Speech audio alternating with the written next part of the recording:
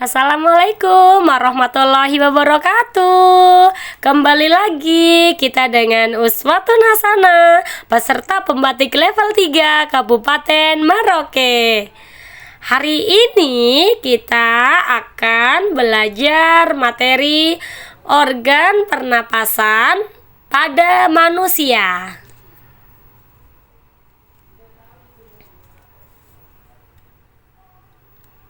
Pada video sebelumnya, kita telah mempelajari tentang organ pernapasan pada hewan. Nah, materi selanjutnya yaitu organ pernapasan pada manusia. Yang pertama yaitu ada bernapas. Apakah yang dimaksud dengan bernapas? Nah, bernapas itu merupakan proses menghirup udara yang mengandung oksigen atau O2 dan menghembuskan udara yang mengandung karbon dioksida atau CO2. Berikut ini kita akan membahas tentang organ pernapasan pada manusia. Ini adalah gambar dari organ pernapasan pada manusia. Yang pertama, bagian ini disebut dengan rongga hidung. Fungsi dari rongga hidung yaitu menyaring udara yang masuk, dibantu oleh rambut hidung dan selaput lendir. Bagian yang kedua disebut dengan faring. Faring berfungsi menyalurkan udara ke laring. Yang ketiga disebut laring. Laring berfungsi menghubungkan faring dan trakea. Kemudian yang bagian keempat ini disebut dengan trakea yang berfungsi menyaring udara dengan bantuan rambut getar. Bagian berikutnya kelima disebut dengan bronkus yang berfungsi mengalirkan udara ke paru-paru. Bagian keenam disebut dengan alveolus. Fungsi dari alveolus yaitu sebagai tempat pertukaran oksigen dan karbon dioksida. Kemudian bagian ini yang ketujuh disebut dengan paru-paru. Paru-paru merupakan organ utama pernapasan manusia. Nah, pada paru-paru ini terdapat selaput tipis yang berfungsi untuk melindungi paru-paru yang bernama pleura. Kemudian, jika paru-paru diperbesar, maka tampilannya akan seperti ini. Ini merupakan trakea atau batang tenggorokan. Cabang batang tenggorokan disebut dengan bronkus. Cabang bronkus ini disebut dengan bronkiolus. Cabang bronkiolus disebut dengan alveolus. Nah, pada alveolus ini terdapat cabang-cabang lagi. Jika diperbesar maka akan seperti ini. Ya, ini merupakan alveolus. Cabang dari alveolus ini disebut alveoli.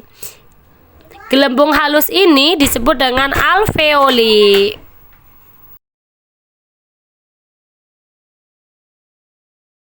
Berikut ini merupakan proses pernapasan manusia.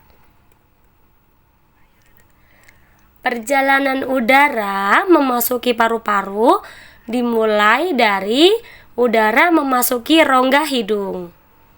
Pada rongga hidung, udara disaring oleh rambut-rambut hidung dan suhu udara dihangatkan oleh rambut-rambut hidung. Setelah melalui rongga hidung, udara akan melewati faring, kemudian menuju laring dan kemudian menuju ke trakea. Udara dari tenggorokan akan menuju ke paru-paru. Namun, sebelum diproses di paru-paru, udara akan melewati saluran bercabang dua.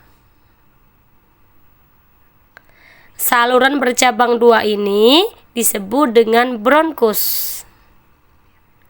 Setiap bronkus terhubung dengan paru-paru kanan dan paru-paru kiri.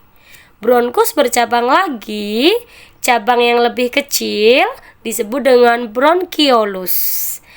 Kalian bisa perhatikan ya, yang dimaksud dengan bronkus itu bagian yang ini, yang kecil-kecil ini. Bronkiolus bermuara pada alveolus. Berikut ini merupakan alveolus. Nah, jika diperbesar, maka tampilannya akan seperti ini. Fungsi dari alveolus tersebut adalah tempat pertukaran oksigen dan karbon dioksida serta uap air. Setiap kita bernapas, udara segar yang mengandung oksigen masuk ke paru-paru, kemudian oksigen tersebut akan diedarkan ke seluruh tubuh melalui pembuluh darah. Dan di saat yang bersamaan, karbon dioksida atau CO2 dikeluarkan dari tubuh. Materi berikutnya yaitu fase pernapasan manusia. Fase pernapasan manusia ada inspirasi dan ekspirasi.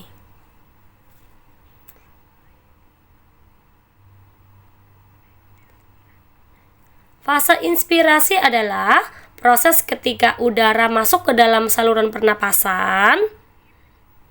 Inspirasi ini terjadi ketika kita sedang menghirup udara.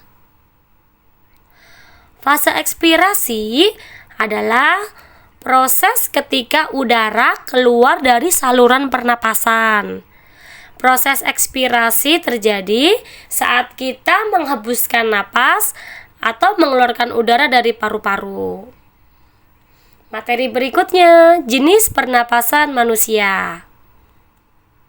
Yang pertama, pernapasan dada, yang kedua pernapasan perut. Proses pernapasan dada yaitu inspirasi terjadi ketika otot antar tulang rusuk berinspirasi dan rongga dada membesar. Tekanan dalam rongga dada menurun sehingga terjadi aliran udara masuk ke dalam saluran pernapasan. Yang kedua ada pernapasan dada atau ekspirasi. Ketika otot antar tulang rusuk berelaksasi yang menyebabkan mengecilnya rongga dada. Pernapasan berikutnya adalah pernapasan perut. Yang pertama ada inspirasi.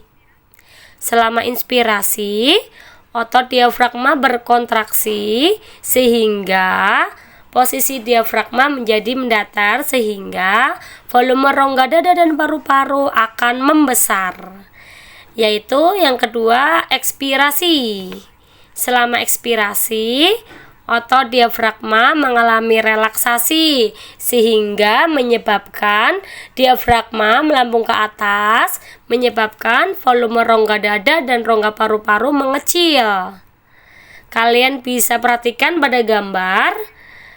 Ketika diafragma terangkat itu adalah posisi ekspirasi.